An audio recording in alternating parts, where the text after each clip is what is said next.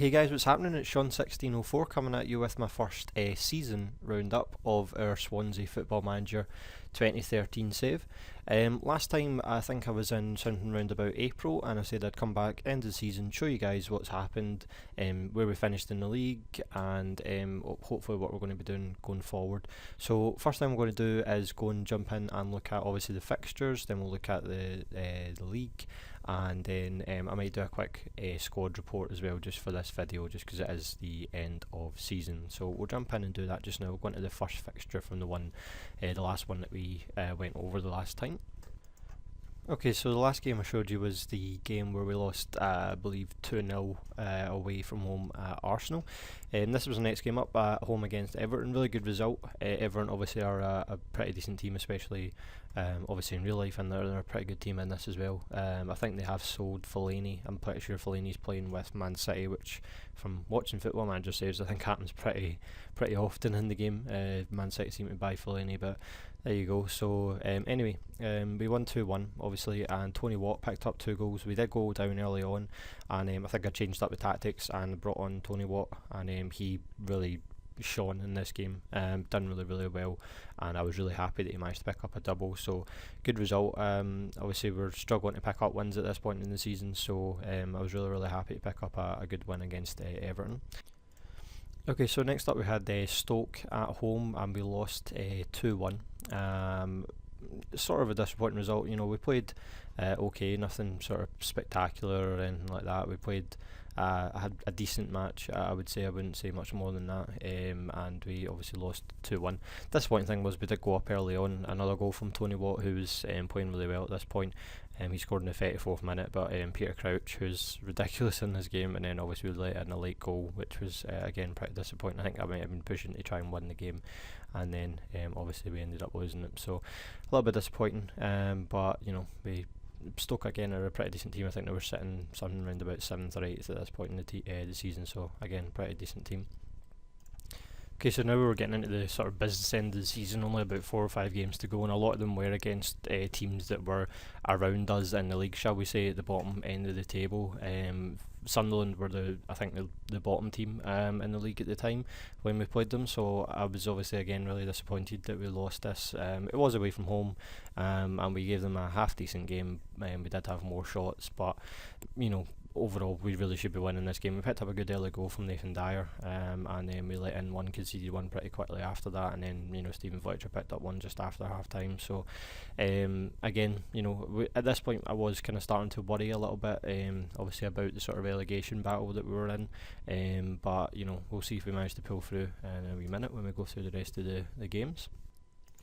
Okay, so we had 4 games to go, and this was another team that were around us in the league. I think they were sitting maybe just below us maybe, and this was a good, very good result. I managed to pick up a 1-0 away win against Fulham, and it was a really late goal from Leon Britton, so you know, not much more to say about that. I was really pleased at the end of this game that we managed to pick up the win, and that I think almost pretty much secured us. I think, as I say, we have 3 games to go after this, and we were 6 points outside the relegation zone, something around that anyway. Obviously there was I think 2 teams below us. I think Fulham and Norwich were below us. They were a bit closer to relegation, only maybe between 1 and 3 points outside the relegation zone, so this was a really good win to pick up, so we managed to stay ahead of Fulham. So we'll jump in and look at the next fixture now. This was the one that pretty much secured my stay in the Premier League, so I was really happy with that. Obviously, QPR were the team that were sitting, I think it's 18th or whatever. You know, the team that were in the top of the relegation spots, and they were the one that were pushing to stay in. I think Reading and Sunderland were well gone by this point. There was no coming back for them. QPR were the only team that could really push anyone. Me and Norwich and Fulham were the other ones that we were, you know, fighting with. So this was a really good result. I was happy it was at home, obviously, and we picked up 2 goals, won 2-0. So I was really happy that we managed to, as I say, pretty much saved us from relegation. So I was happy with that result, obviously. sort of a meaningless game, I say at this point in the season, because there wasn't really much else we could do. The team above us were a fair bit above us, so we were never really going to, progress anywhere further up the league. But we did end up losing this 1-0. It was away from home, and it was against West Ham, who were playing pretty decent this season. So nothing too much to be disheartened about. Andy Carroll seems to be a pretty good player in this game, obviously. So he did pick up a goal against us there. And we'll jump in and look at the last game of the season now. And last game of the season was a pretty boring 0-0 draw away from home at Aston Villa. They did have much more of the game, to be fair. Possession was pretty even, but we didn't really get any shots. Again, I think at this point, the players and me and that weren't really bothered about what was happening, because we'd obviously managed to survive the relegation battle. So I'll jump in now and we'll show you the way the league actually ended up. Okay, so this is the league table, so we may as well just look at it from, I guess, bottom to top, since we are fighting down the bottom. So Sunderland finished 26 points, Reading 27, QPR 31, and as you can see there, Norwich were only 3 points outside the relegation zone, so they were the ones that were really flirting with it at the end. And Fulham 36 points, so they were a bit further ahead, and we finished on 41. I think a lot of the time when people say, if you try and get to 40 points, that's the goal, we only managed to reach that with like 2 or 3 games to go, so we did kind of flirt with it at the end, but overall we didn't do too bad. We were one of the most resolute defences in the league. If you look there, we only conceded 42 goals, which is a lot less than a lot of the teams above us. Where we struggled was scoring goals, and that's something obviously I'm going to need to address next season. We only scored 29, which, looking at it, is the joint lowest in the league with Reading. So that's really where we struggled, was scoring goals, not conceding. We done okay with conceding goals, but we really did struggle when we were trying to score. So mid-table, Wigan beasted. They were right above me for most of the last sort of 3 or 4 months, and then they won their last, I don't know, 4 or 5 of the last 6 or 7 games or something like that, and they jumped away up to 11th, finished in 11th place, so they got a way out of there. So West Brom finished just above us, and then obviously Everton, West Ham, Southampton, they were the kind of mid-pack teams. Aston Villa, Stoke had obviously a good season. They finished in 7th and 8th, and your top is really what you would expect. You've got Liverpool, Arsenal going to the Europa League, Tottenham, Chelsea, Man City and Man United going to the Champions League. So Man United obviously won it. They only won it by 2 points over Man City, and only a further 2 points ahead against Chelsea. So it was a really tight league this season, to be fair, if you look at it. So hopefully that bodes well for next season. We did okay against a lot of the top teams this season. We managed to, I think, draw against Man City. We beat Chelsea twice, I believe, if my memory serves incorrectly. I think we drew against Tottenham, and I think we drew against Liverpool actually as well. So we had a pretty decent team, pretty decent season against the top 6. Obviously we lost twice against Man United, which they won the league, which is to be expected. So I was really happy with this. It's my first season, so we'll go in now and do a quick squad report after we look at one other thing. So this was the first thing I wanted to look at. Was the board did decide to upgrade the youth facilities, costing 2.9 million, and is expected to take around 5 months to complete. So it's good to see that. I think I had been asking for it throughout the season, and it's good to see that they can see that I'm investing in youth, and as I've showed in one of my previous videos, we're getting a good youth intake, and we've got some good youth players coming into the team. So hopefully this will just help and make them progress even further. Just going to jump on and show you, I think if it's in here, yeah.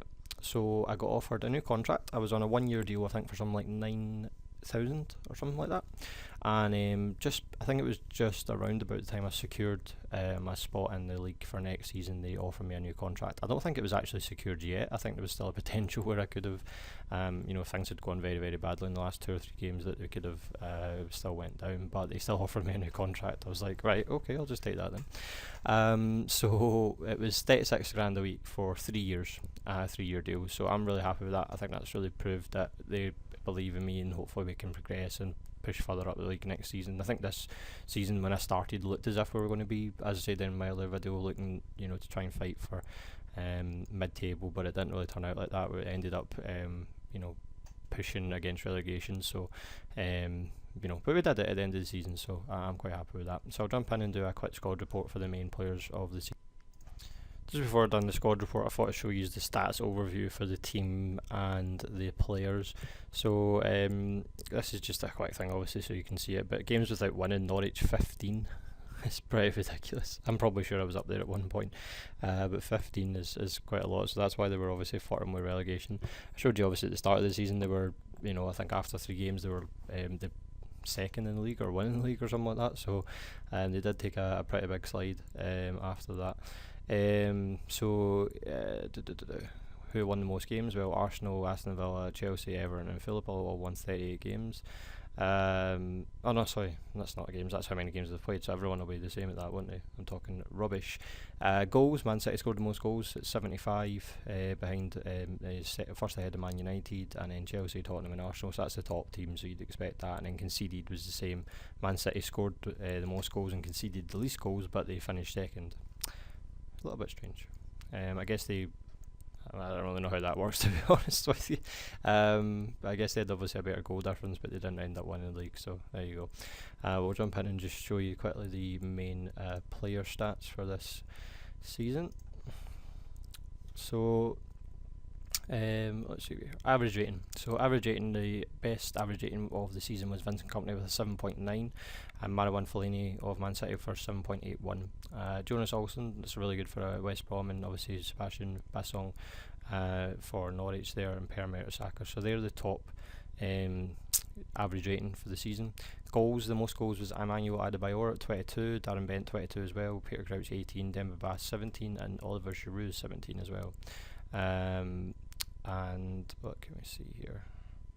Assists, Eden Hazard, obviously one of the players you would expect to get a lot of assists, got 14, and Leighton Baines, again one of the players you would expect to get a lot of assists because he does whip in a lot of crosses, so you'd assume that Marouane Fellaini would have been on the end of a couple of those. And so that's the kind of main stats overview. I said I just thought I'd quickly show you that because a lot of guys do like to see that at the end of the season, and now I'll go on and probably look at the squad for you. Okay, so this is the squad as it stands. I'll pick up a few players, or pick out a few players even when I'm going through it, and I'll jump in and just have a quick word about them and just say what I think about how they performed this season and where they might be next season. Michael Vorm unfortunately got injured just towards the end of the season, and so did my second keeper got injured as well. We have got one coming in, but it was a bit dicey at the end of the season as well for that. I think it was only the last 2 games, so it wasn't too bad. This guy has been immense this season. He really has been. He's made some ridiculous saves. I'm really happy with how he's performed, and I think a lot of the thing that we've managed to accomplish this season has been because of him. He's not let in too many goals. He's played very well. He's got a pretty decent amount of clean sheets. 16 clean sheets. It's pretty good. I'm very happy with that. Obviously one of them was in the World Cup qualification for I can't even remember who he played. Is it Netherlands? Let's have a quick look. Yeah, he's Netherlands. Yeah, I thought that. So he must have got a game for the Netherlands because he's been playing so well with us. So again, I'm very happy that he's played very well this season. Let's see here.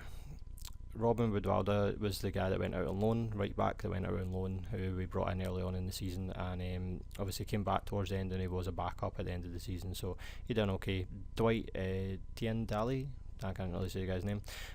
He is requested a transfer. I wasn't happy that it wasn't get played because of different issues, because we brought in Coke and things like that. He wasn't really getting a game and he wasn't happy about it. He wanted to leave, so I said, right, fine, on you go then. So he's on the transfer list. He may probably get sold, I would have thought, in the summer. Ben Davis was a really good player this season for us. He's obviously young, he's only 20, he's a left back, and you can see there his stats are really developing. He's worth 3.2 million now. I wouldn't sell him for anything near that. I would obviously want a lot more money if I was to sell him, but I wouldn't obviously do that. It's obviously 4.5 star report potential, and could be one of our most dominant players in the seasons to come once he starts to develop a bit further.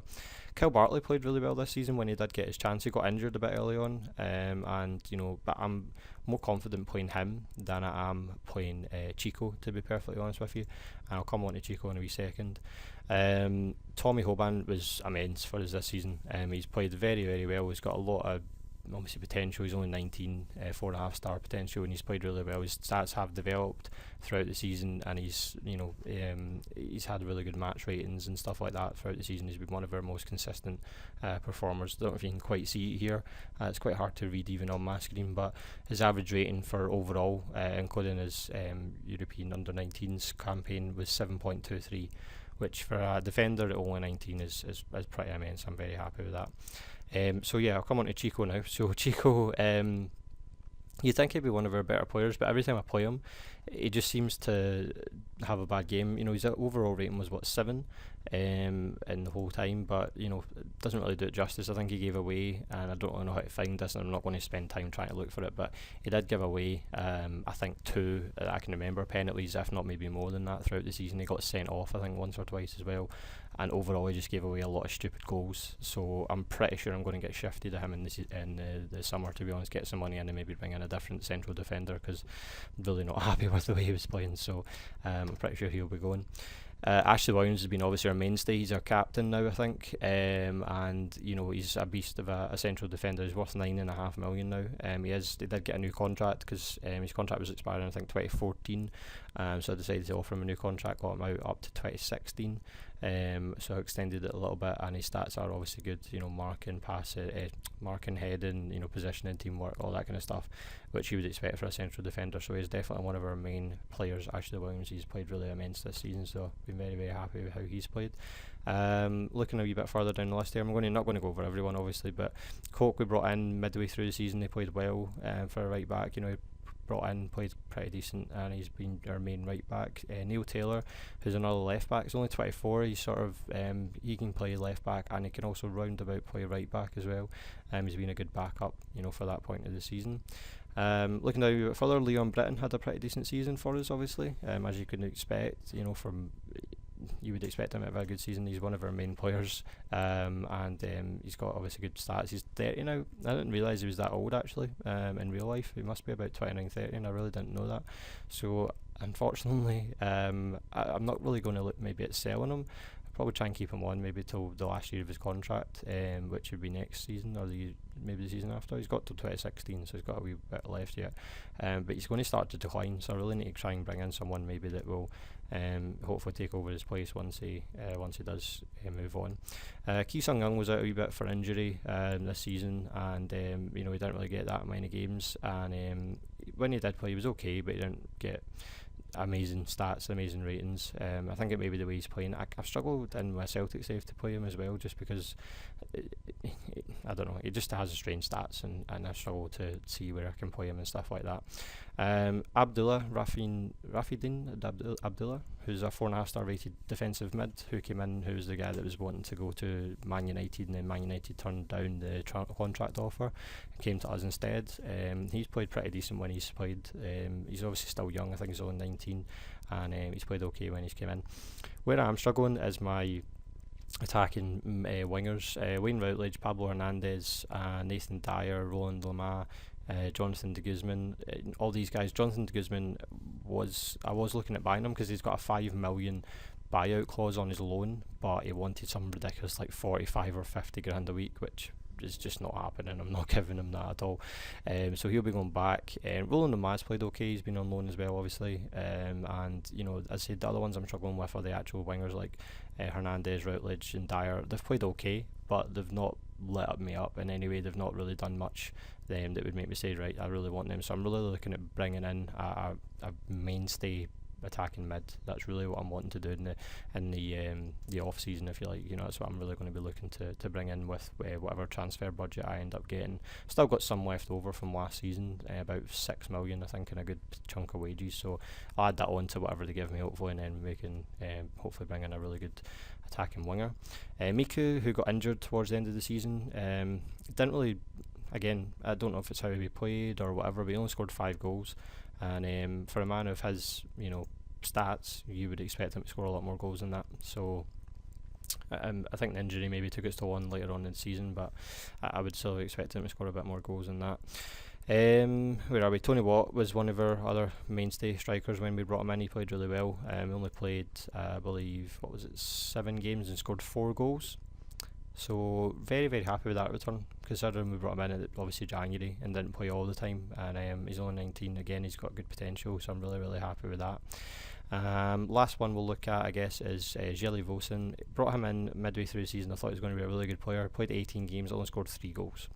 So he looks like he really is a good player, but I think he's maybe, I don't know if it's taking him a bit of time to gel into the squad and hopefully maybe do a bit better next season, but you never know, you never know. So that's the quick squad report. I didn't want to go over it too much, so hopefully you guys stuck with me through that. I just wanted you to see the players and what we thought of them this season and what we might be doing next season. So we'll push through the off season now, see what we're going to do, see what players we're going to bring in, what players we're going to let go, and then I'll maybe come back after, I don't know, a month or two into the season after I've played some games, and I'll go over the transfers and I'll go over the games and where we are, where we're sitting and stuff like that. So that's where our next update hopefully will be. So I hope you guys enjoying the series, and please leave a like or a comment. It's really good to see if anyone does that, and it makes me want to do more videos, so please pop that on there, and obviously subscribe if you haven't already. So thanks a lot for your time, guys, and I hope you enjoy the rest of your day. Cheers, bye bye.